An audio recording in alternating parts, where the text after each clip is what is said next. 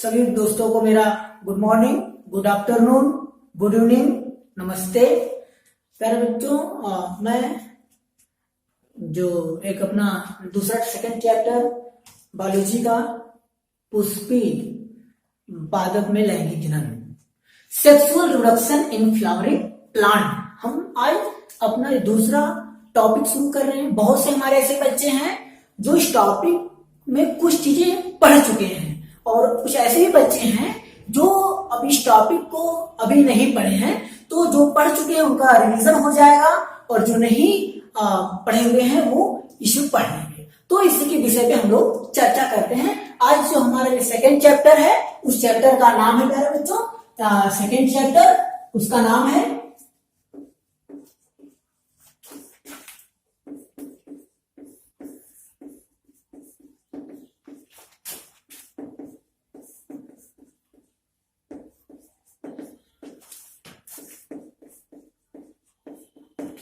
Sexual reproduction in flowering plant, Pushpi पौधों में लैंगिक जनन। हिंदी लिख सकते हैं हम लोग।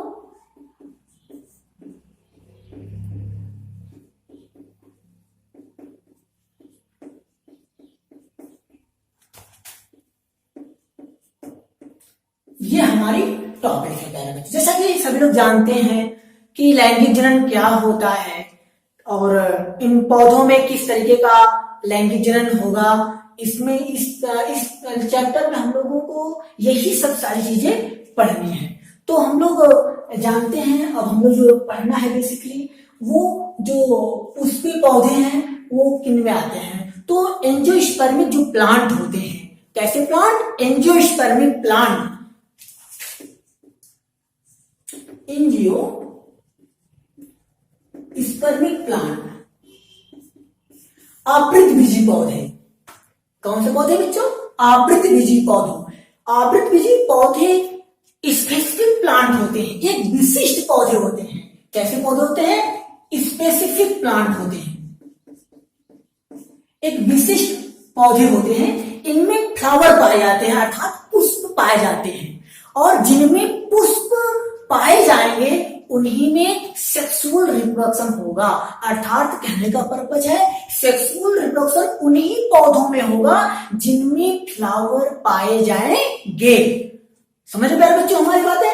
आप लोग ये मैंने क्या बताया अभी कि जो एंजियोस्पर्मिक प्लांट होते हैं वो एक विशिष्ट गुण वाले पौधे होते हैं, अर्थात आवृतबीजी पौधे विशिष्ट पौधे होते हैं और ये इन पौधों में पुष्प पाए जाते हैं। इन पौधों में क्या होते हैं? पुष्प पाए जाते हैं। क्या पाते हैं?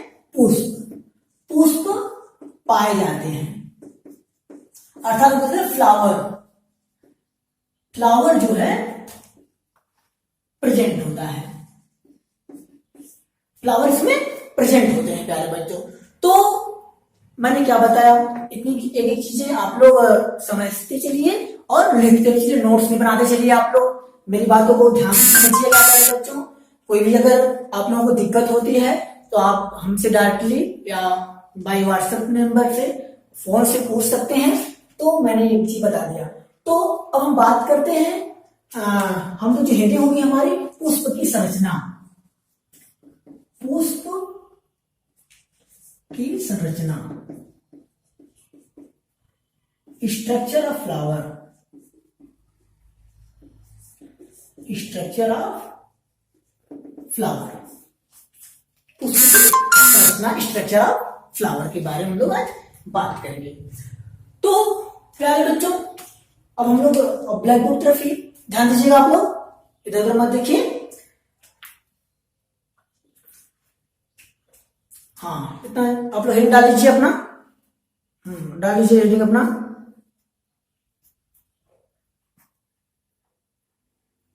ठीक हो गया, हमें लग रहा है हो गया। तो आप लोग जान रहे हैं कि जो आवृतबीजी पौधे होते हैं वो विशिष्ट पौधे होते हैं और इनमें पुष्प पाए जाते हैं। पुष्प जब मैच्योर होता है, परिपक्व होता है, तो इनमें निषेचन होता है। क्या होता है बच्चों? पुष्प में फर्टिलाइजेशन। क्या होता है? फर्टिलाइजेशन होता है, अर्थात निषेचन होता है। क्या होता है? निषेचन होता है। और निषेचन में जो हमारा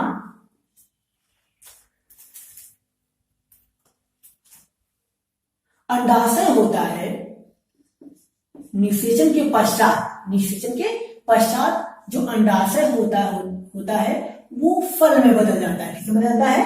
फल में। ध्यान दीजिएगा, निषेचन के पश्चात अंडाशय फल में बदलता है और जो बीजांड है, बीजांड बीज में बदल जाता है। क्या जाता है? बीज में बदल जाता है, कन्वर्ट हो जाता है। अब कहने का पर्पज ये है कि कोई भी पुष्प है उसमें फर्टिलाइजेशन होगा, निषेचन होगा, निषेचन के बाद अंडाशय फल में बदल जाएगा, उसका जो बीजांड है ओव्यूल उसे कहते हैं, ओव्यूल सीड बना देगा। क्या बना देगा? सीड। यहाँ पे हम लोग सीड्स का फॉर्मेशन हो जाएगा, यहाँ पे ओव्यूल्स होंगे। ठीक है, यहाँ पे फ्रूट आप लोग जान ही रहे हैं। और ठीक है, इतना आप लोग एक एक लाइन को समझते चलिए आराम से, कोई दिक्कत नहीं है। ठीक है, कितने वाले समझ में आ गया आप लोगों को?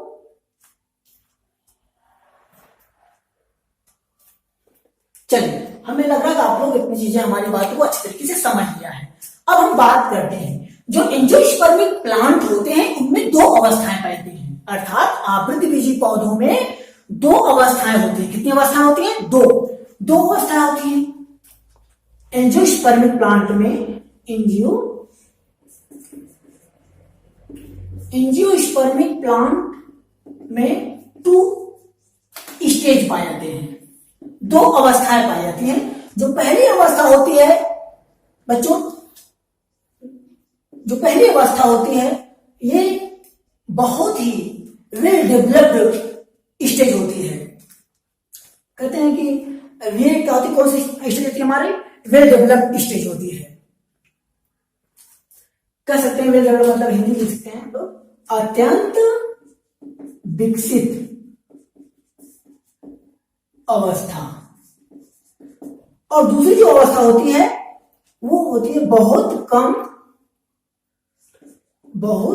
कम विकसित अवस्था।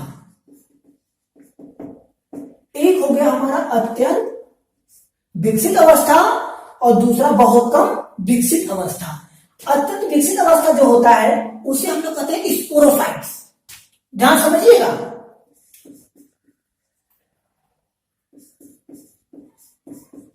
स्पोरोफाइट्स, इसे हिंदी में कहते हैं बीजाणु उद्भिद। क्या कहते हैं? बीजाणु उद्भिद अवस्था या स्पोरोफाइट स्टेज भी कह सकते हैं यहाँ पे। और दूसरी जो अवस्था होती है प्यारे बच्चों, वे बहुत कम विकसित अवस्था, मतलब कि गैमेटोफाइट अवस्था। गैमेटोफाइट स्टेज आप लिख सकते हैं लोग पूरा, या युग्मकोद्भिद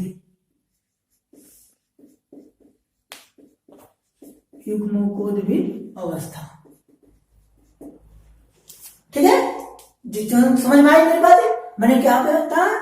आवृतबीजी पौधे, यहां पे लिख सकते हैं हम लोग इसके एंजियोस्पर्मिक प्लांट, आवृतबीजी पौधे, एंजियोस्पर्मिक प्लांट।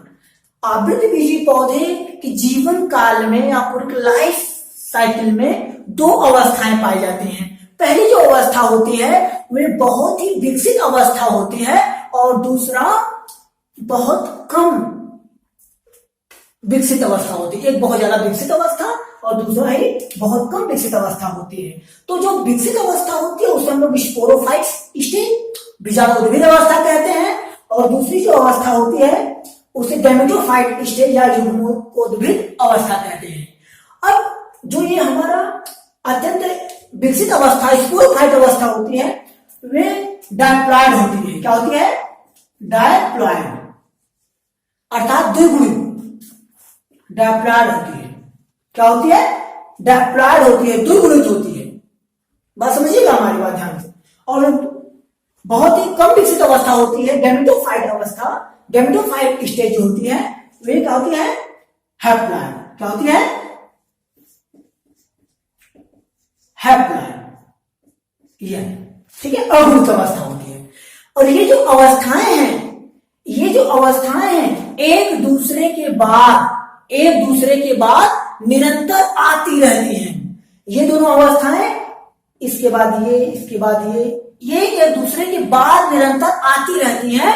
इसी को हम लोग कहते हैं अल्टरनेशन ऑफ जनरेशन। इन दोनों स्टेजों को मिला करके जब ये अवस्थाएं एक दूसरे के बाद आती हैं तो इसी को हम लोग कहते हैं अल्टरनेशन ऑफ जनरेशन।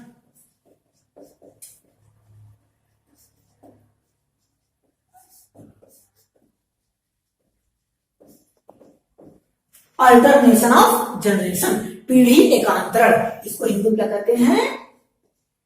पीढ़ी एकांतरण। समझना क्या मेरी बातें?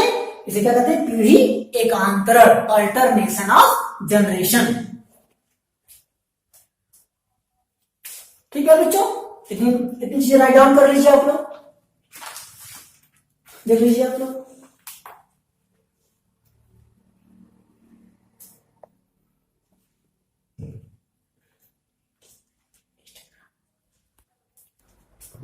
हमको समझ में आ रहा है कि आप लोगों ने राइट डाउन कर भी लिया है, तो अब इसको हम साफ करते हैं, फिर आगे चलते हैं।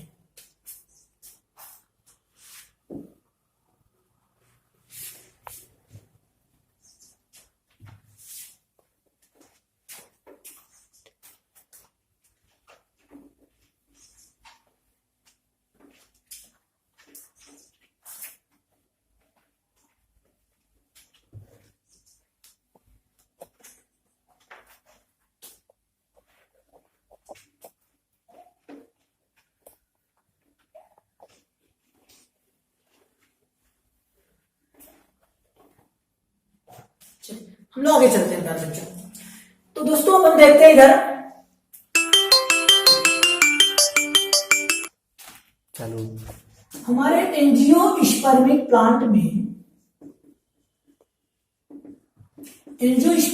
प्लांट के जो स्पोरोफाइट अवस्था है, स्पोरोफाइट जो स्टेज है, इसमें मुख्य रूप से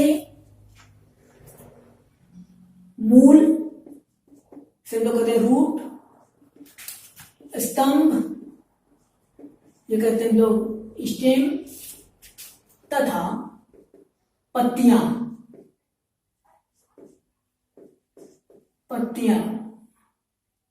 लीव्स पाई जाती हैं। क्या क्या पाई जाती है हम लोग? एंजियोस्पर्मिक प्लांट स्पोरोफाइट कह सकते हैं हम लोग, जड़, तना तथा पत्तियां पाई जाती हैं। क्या पाई जाती है? जड़, तना तथा पत्तियां पाई जाती हैं। और तथा इसके वायवी भाग पे, एरियल स्टेज पे, पार्ट पे, इसके जो वायवी भाग है, वायवी भाग पर पुष्प पाए जाते हैं। क्या पाते हैं?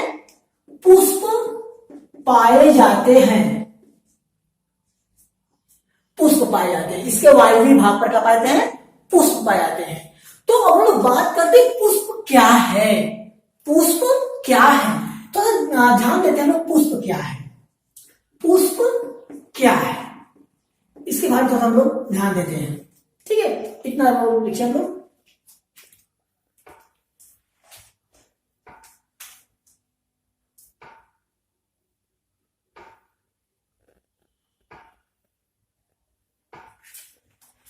ठीक है, एक प्रोफेसर गोथे हैं। प्रोफेसर गोथे के अनुसार पुष्प एक रूपांतरित प्ररोह है। पुष्प क्या है? एक मॉडिफाइड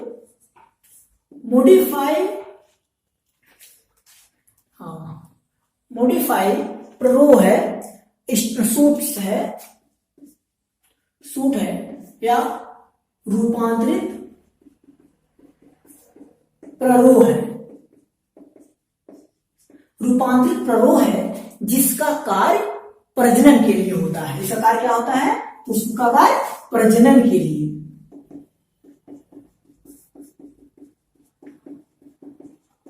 अर्थात गोथे ने क्या बताया? प्रोफेसर गोथे ने बताया कि पुष्प क्या है? पुष्प एक रूपांतरित प्ररोह है, मॉडिफाइड सूट है, जिसका कार्य प्रजनन के लिए होता है। अब हम लोग पुष्प का डायग्राम बनाएंगे। क्या बनाएंगे हम लोग? पुष्प का डायग्राम बनाएंगे और उसमें सारी चीजों को इंक्लूड करेंगे। आखिर प्रजनन में कौन कौन सा पार्ट भाग लेता है, पुष्प का कौन कौन सा पार्ट जो है सम्मिलित होता है प्रजनन के लिए, इसके बारे में थोड़ा हम लोग डिस्कशन करते हैं। तो हम लोग छोटा डायग्राम बनाते हैं और ध्यान दीजिएगा डायग्राम बहुत ही सुंदर नहीं बनना है, बस आपको ये समझ में आना चाहिए कि ये पार्ट ये है, बस। चलिए मेरे साथ आप डायग्राम बनाइए, तो जैसे मैं बना रहा हूं।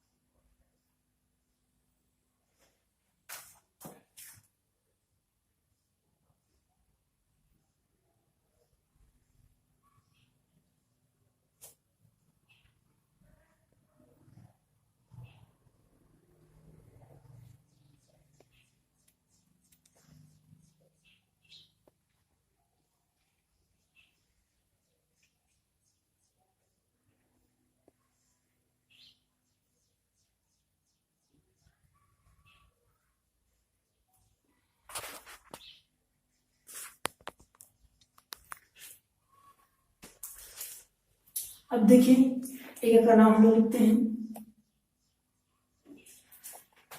ये है स्टिग्मा, स्टाइल और ये है ओवरी।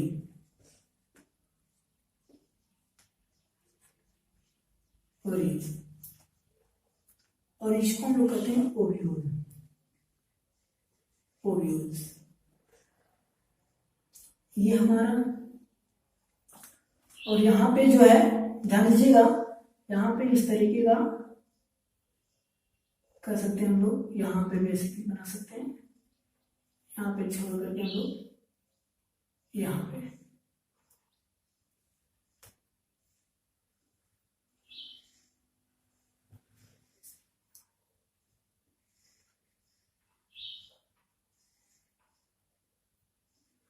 ये इस तरह का कुछ पार्ट होता है। ये होता है हमारा एंथर और ये होता है फिलामेंट। इन दोनों को मिलाकर के बनता है स्टेमन और ये होता है हमारा कार्पेल्स। स्टेमन्स और कार्पेल्स बनते हैं यहाँ पे।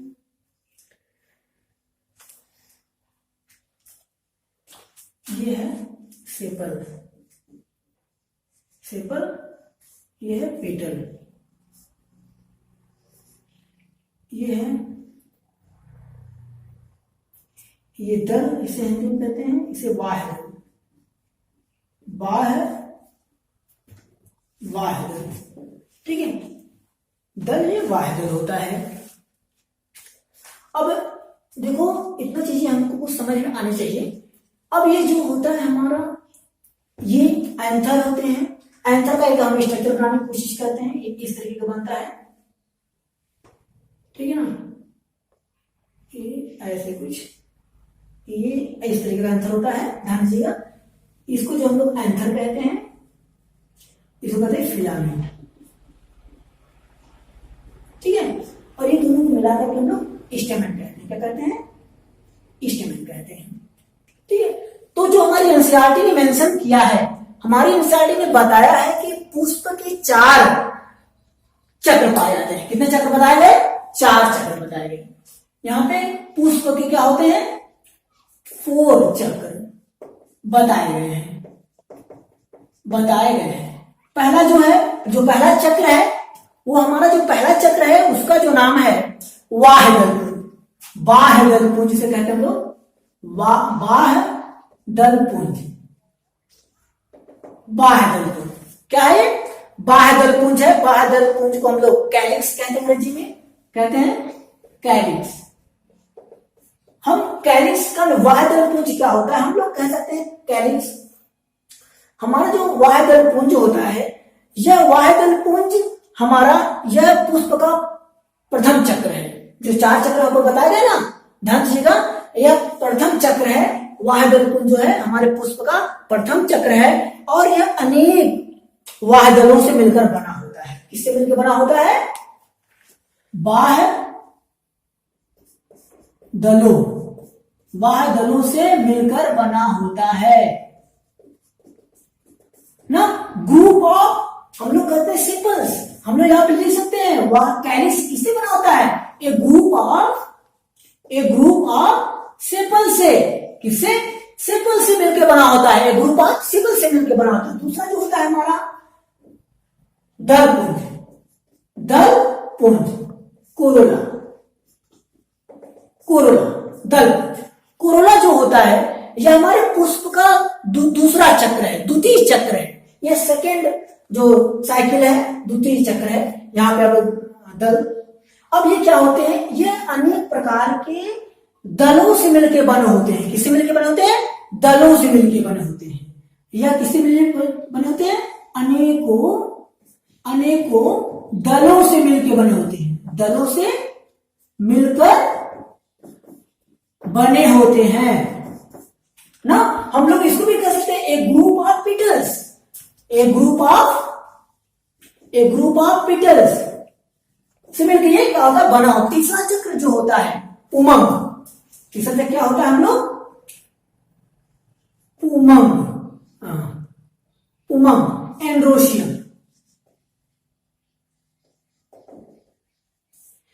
यह हमारे पुष्प का तृतीय चक्र है। ध्यान समझिए मेरी बात को। यह पुष्प का तीसरा चक्र है। यह नर जननांग होता है। पुष्प का क्या होता है? अब ध्यान समझिएगा, यही पुष्प जो है एंड्रोसियम जो है, उमंग जो है, यह पुष्प का क्या होता है? नर जननांग होता है। क्या होता है? नर जननांग होता है। और इसी में क्या होते हैं? पुंकेसर पाए जाते हैं। क्या पाए जाते हैं इसे?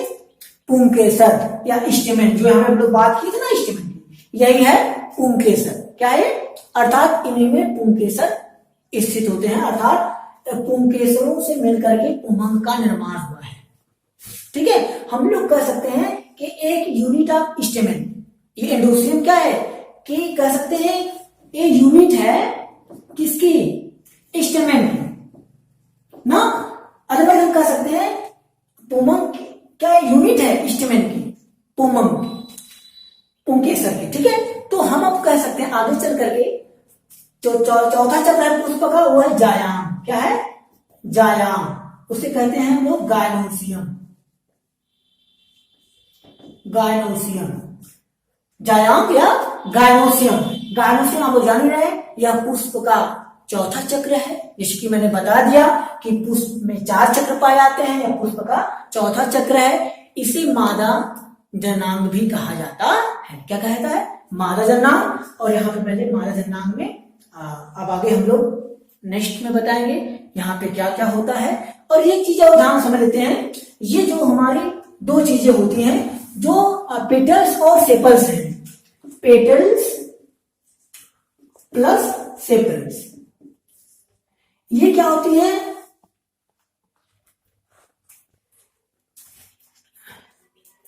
ये जो पेटल्स और सेपल्स हैं यह हमारे पुष्प में तो है, लेकिन ये पुष्प के जनन क्रिया में भाग नहीं लेते हैं। जनन क्रिया में भाग नहीं लेते हैं, अर्थात ये सहायक चक्र कहलाते हैं। क्या होता है?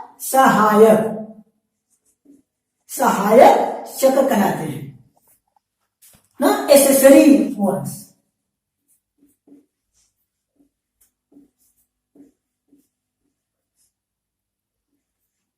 Accessory once. और दूसरा जो होता है हमारा एंड्रोसियम और गायनोसियम जो है, एंड्रोसियम और गायनोसियम ये आवश्यक चक्र इन्हें कहते हैं। क्या कहते हैं हमें? आवश्यक चक्र। आवश्यक चक्र कहते हैं क्योंकि इन्हें क्यों कहा गया? नेसेसरी ओल्स इसलिए कहा गया क्योंकि आवश्यक चक्र इसलिए कहा गया क्योंकि एंड्रोसियम और गायनोसियम कह सकते हैं नर जननांग और मादा जननांग एंड्रोसियम और गायनोसियम है, इसलिए इन्हें आवश्यक चक्र कहा गया। और ये आवश्यक चक्र नहीं रहेंगे तो निषेचन नहीं होगा, जब निषेचन नहीं होगा तो क्या होंगे, फल बीज का फॉर्मेशन नहीं होगा, बनेगा नहीं। प्यारे बच्चों, आज पहला वीडियो है हमारा, तो बस हम यहीं पे ये टॉपिक को समाप्त करते हैं। अगले दिन पुनः न्यू वीडियो के साथ आएंगे। हमें लगता है आप लोगों को समझ में आएगा मेरी बातें, और जो नहीं समझ में आए हमको कॉल करके हमसे आप लोग कंसल्ट करिएगा। नमस्ते।